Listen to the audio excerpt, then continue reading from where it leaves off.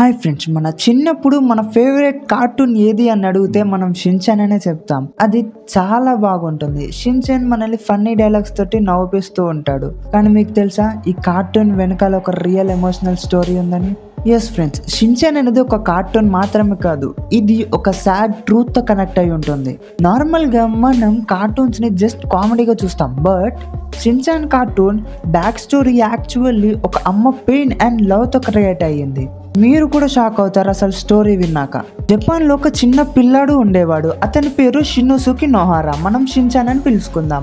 అతని ఏజ్ వచ్చేసి 5 years. చాలా నాటీ అండ్ అల్లరి పిల్లాడు, సేమ్ మన షిన్చాన్ లాగానే. రోజు రోడ్ యాక్సిడెంట్ జరిగింది. ఆ యాక్సిడెంట్ లో మన షిన్చాన్ తో పాటు తన చిన్న సిస్టర్ కూడా లైఫ్ కోల్పోయారు.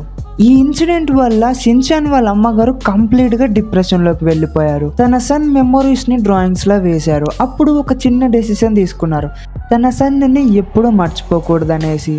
అప్పుడు తన సన్ చేసిన డ్రాయింగ్స్ ఫన్నీ హ్యాబిట్స్ బేస్ చేసుకొని క్రేయాన్ షిన్చాన్ అనే మంగాని క్రియేట్ చేశారు.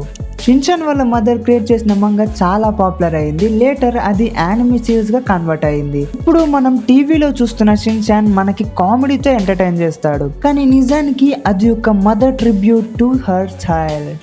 సో ఫ్రెండ్స్, ఈ షిన్చాన్ స్టోరీని ఇంకా క్లియర్గా చెప్పాలి అనుకుంటే కామెంట్ చేయండి. అండ్ నెక్స్ట్ టైం షిన్చాన్ కార్టూన్ని చూసేటప్పుడు మనం నవ్వుకున్న సీన్స్కి బ్యాక్ సైడ్లో ఒక అమ్మ ప్రేమ, ఒక ట్రాజడీ ఉంది అని గుర్తుపెట్టుకోండి.